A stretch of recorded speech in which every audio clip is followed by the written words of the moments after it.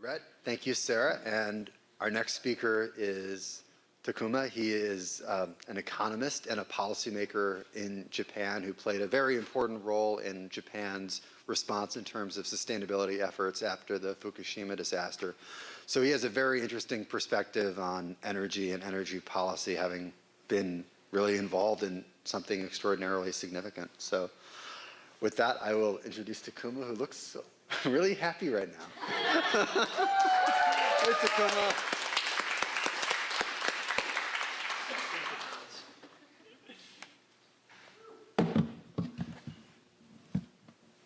Hello, everyone. Yeah, thank you for introducing me. I'm Takuma Otaki from Japan, and my project is projection of electricity consumption under the influence of global warming.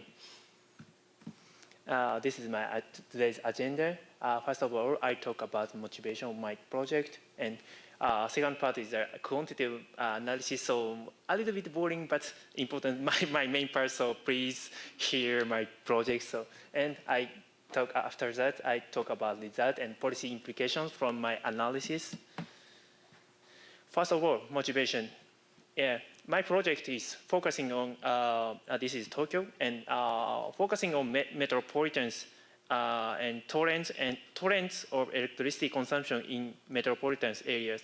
I would like to find some tips for reducing CO2 emissions from metropolitans because, first of all, the reason why I focus on electricity is that I'm working for electricity sectors, and in addition, I assume that in near future, almost all technologies surrounding Earth will put their energy sources into electricity. So we know that rice cookers and cars and lighting today is changed a lot.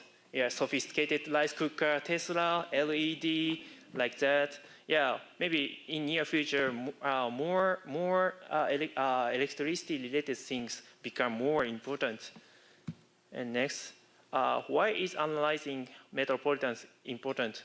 The reason why I focus on metropolitans is that metropolitans will be a role model for other developing areas, clarifying the requirements for making ideal, efficient metropolitans and showing that to all over the world makes this world more sustainable and more efficient. So I would like to focus on metropolitans, and I would like to find some tips for reducing CO2 emission from metropolitan areas.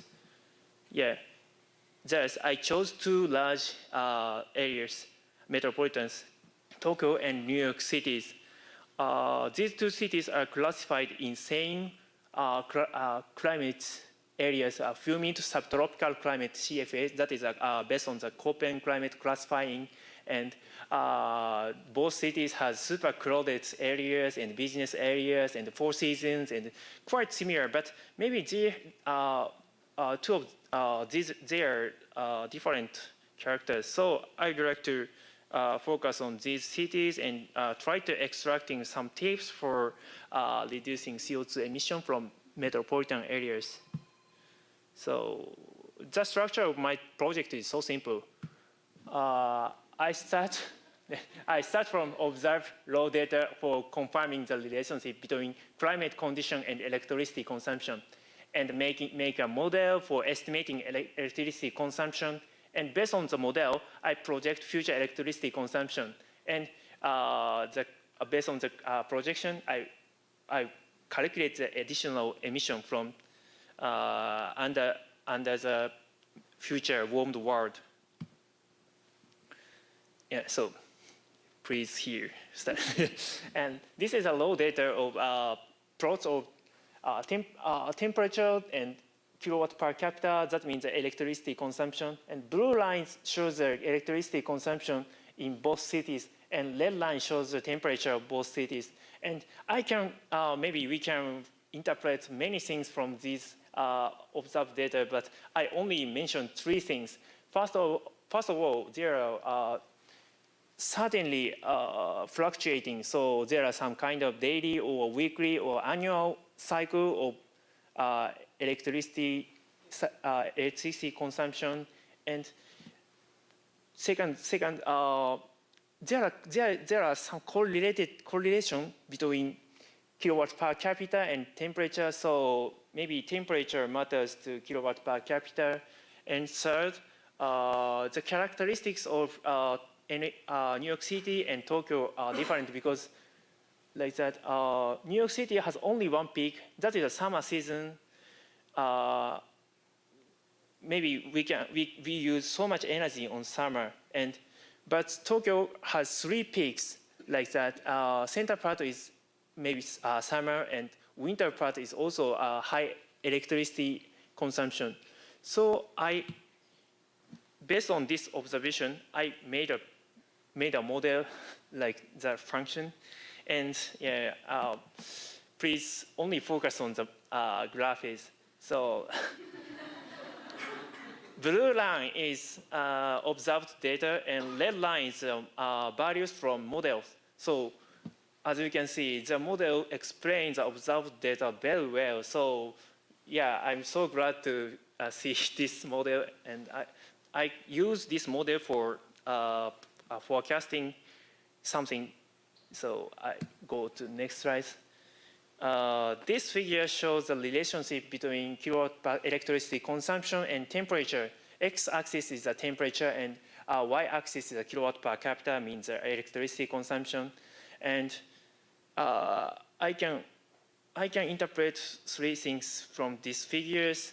First of all, we use less energy in moderate situation, like temperature is around 15 degrees Celsius. Yeah, this makes sense because we do not use AC in moderate situation. And as temperature goes up, we use so much energy comparing with a moderate situation like that. In 25 degrees Celsius, people in New York City uses 0.9 kilowatt. On the other hand, people in Tokyo uses 0.7 kilowatt in 25 degrees Celsius. Yeah, so from this data, I can interpret that people in Tokyo uses electricity more efficiently, but in colder situations, there are different trends like that. In fact, in situation, temperature is 5 degrees Celsius, people in New York City uses 0.675 kilowatt. On the other hand, people in Tokyo uses 0.85 kilowatt.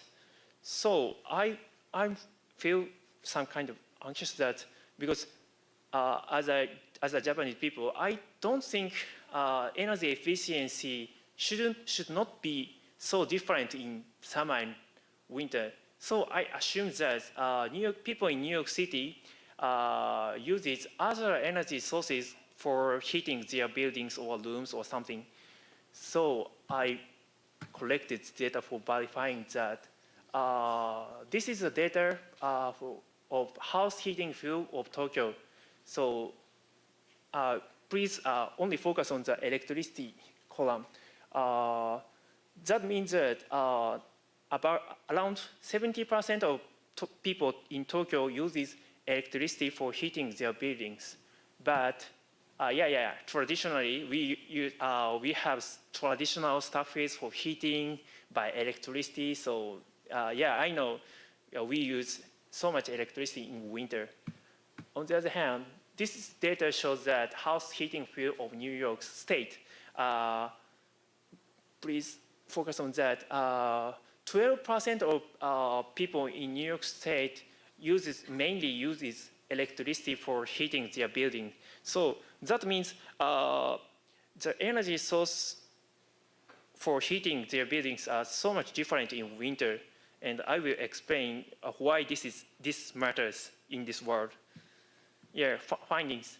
I found 3 important things. First, extreme temperature increase warm and cold, both warm and cold increases the values of kilowatt per capita. And second, energy sources for heating buildings different between New York City and Tokyo.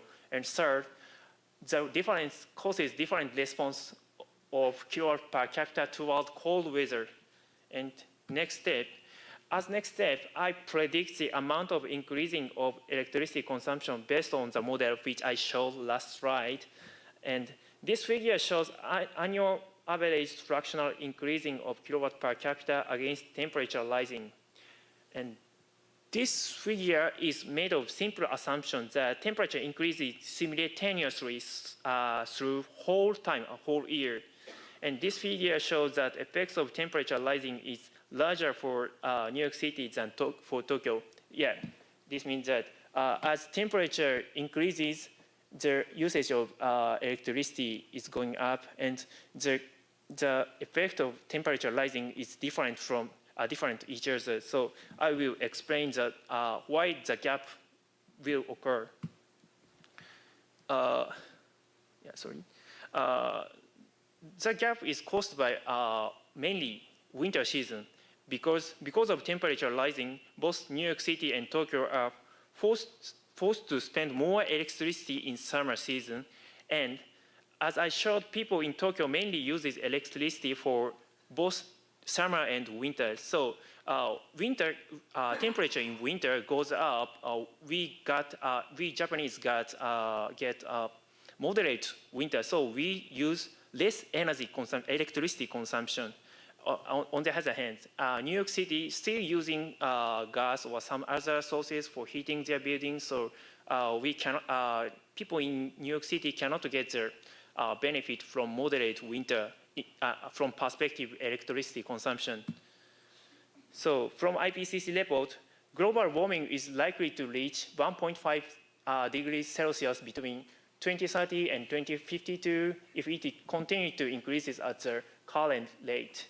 And according to this prediction from IPCC report, average temperature will increase 0.5 degrees Celsius in 2030, comparing with 2017. And it causes to increase 1% of kilowatt per capita in New York City. So this means that if in future temperature increases 0.5 degrees Celsius, New York City got increased the electricity consumption by 1%. So how much does it cost the Earth, the 1% increasing the kilowatt per capita? Increase 1% of kilowatt per capita in New York City means that total electricity consumption also increased 1%. So total electricity consumption in New York City in 2017 was so much. Thus, 1% of it equals to about 522 gigawatts hour. So if it is covered by same energy mix of today, it causes additionally about 60,000 metric ton of CO2. That's a lot. So result and policy implications. Main result, New York City and Tokyo have different characteristics of electricity consumption. And a city which uses electricity for both heating and cooling their buildings can offset the effect of global warming. So based on the result, I would like to recommend, as a policymaker, I would like to try to promote electrification, because electrification might be an efficient way for adapting, not to stop global warming, but adapting the metropolitans to warmed world. And electrification has additional two merits. First, decreasing the gap of required capacity between summer and winter by electrification, because only maintaining the capacity, it costs a lot. So the price of electricity will increase by the gap of capacity between summer and winter. So yeah, everyone wants to purchase electricity with cheaper cost. So it is very important merit. And second, if we can replace the utility gas for electricity, there's potentially become cleaner, because electricity can be generated by other sources like solar PV or hydro, much cleaner sources. So if we there are kind of bright future if we succeed to electrification. So future works. After I worked for this project, I found many things to do. So reflecting the data, but yeah, now the time. So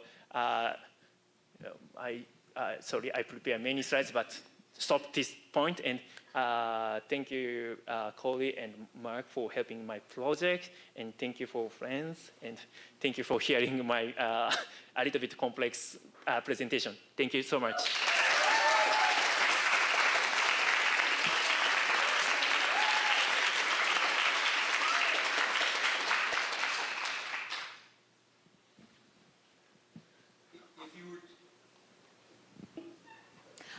Yeah, I was just wondering if you also compared the levels of insulation in buildings in Tokyo and also New York. Yeah, insulation is matters. So yeah, I will research on that in future as a future process. Yeah. Similar question. Did you normalize the cost per kilowatt hour of the sources, like of heating? If you just took 1 kilowatt hour necessary to heat 1 degree as opposed to kerosene or heating oil or something like that, you know, I'm just saying, are those, the fact that New York uses 29% for heating and Tokyo uses very little consumption of that for heating, is that alone a big difference? Yeah, it's definitely different because here, as I showed, yeah, Tokyo 70% of people uses electricity for heating, and New York State, yeah, only 12, so much difference. And I didn't count the price of these sources, but kind of I focus on net emission from these sources, but not prices. So yeah. And what is the source of? Is it mostly nuclear? What's the source of the electricity? In Japan? Yeah. In Japan, not today. As you know, we do not use nuclear so much. Mainly from natural gas and hydro and others, and solars. So for the carbon footprint, though, if New York were to convert to electric heating using the same natural gas, would that be a lesser carbon footprint than the way carbon oil and stuff is used now? Yeah, of course. That is a very important perspective. So I only mentioned that yeah, there are only potential. So we need to approach from both sides. We need to reduce demand and make supplying the generation more cleaner, like solar, nuclear, or hydro, or other things. Yeah, so both approach. We need to take both approaches.